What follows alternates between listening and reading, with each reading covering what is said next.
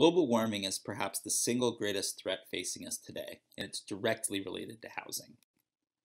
Because the Bay Area hasn't created jobs and housing next to quality public transit, urban sprawl has taken control in Northern California. Using a conservative estimate, 200,000 people commute daily from more than 2 hours away to jobs in the Bay Area. That's less time for families to be together and more time behind the wheel. The real threat, however, comes from emissions. Transportation emissions are the single largest contributor to CO2 production, accounting for 37% of the state's greenhouse gases. When you break down that transportation sector, 90% comes from on-road activities. That means we're excluding trains, airplanes, etc.